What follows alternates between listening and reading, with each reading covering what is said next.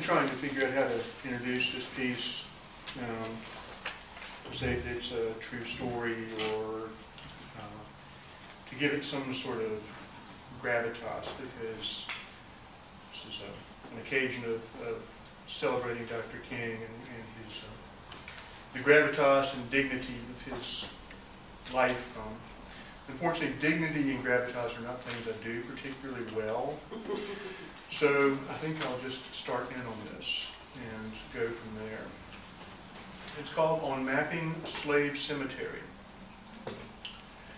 Chasing a real estate deal, we tromped through the woods, batting in vain at the leftover spider webs that stuck to our faces and glued specks of digested bugs into our hair.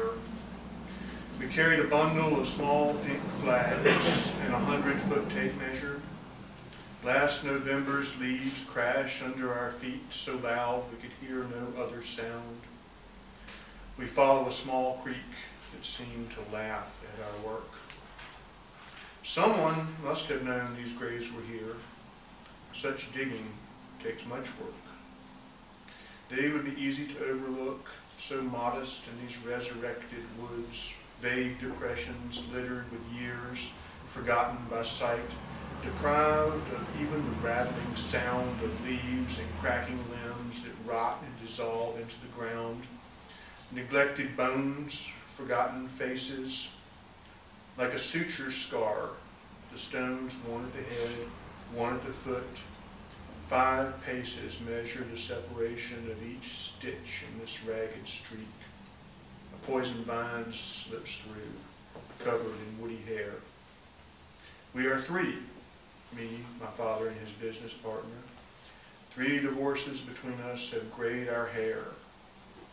Whiskey-stained brains, anger-smudged faces, all that brightens this day is the bleach of work. Plans and deals that fill the gaps as jagged stones fill a glass jar, incompletely and tense.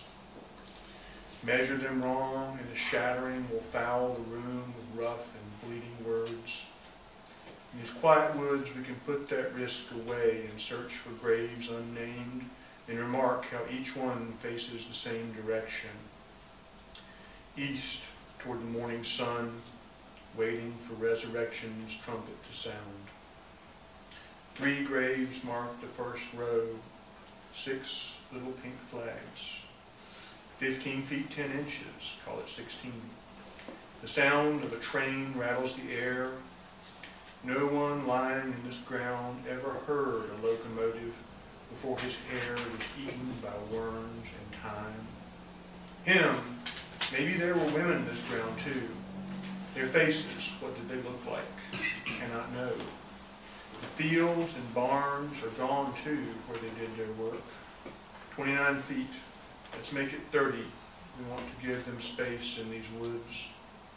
1 grave, off by itself, separated for some reason in space, but bonded by time. We must remeasure. The graveyard grows, taking in a hemlock with soft needles.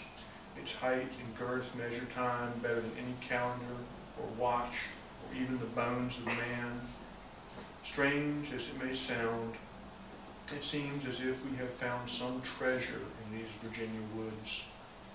A record of lives and deaths, and how even the churchyard eternity was denied by the kink of their hair and the tint of their skin. These graves we will forever mark on maps. Maybe some good comes of this work. Beyond money, beyond the satisfaction of the deal, we cannot give them back their names or faces. But someone now knows they're here. To die and even have his grave forgotten is a fate every man faces. Perhaps this mapping restores something stolen.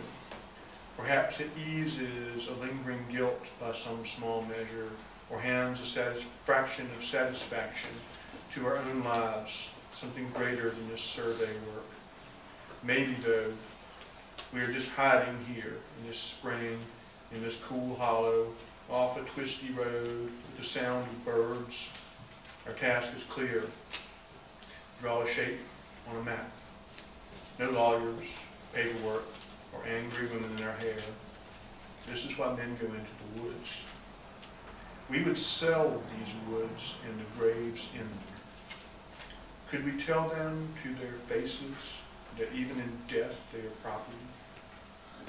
It will gray our hair, the answer.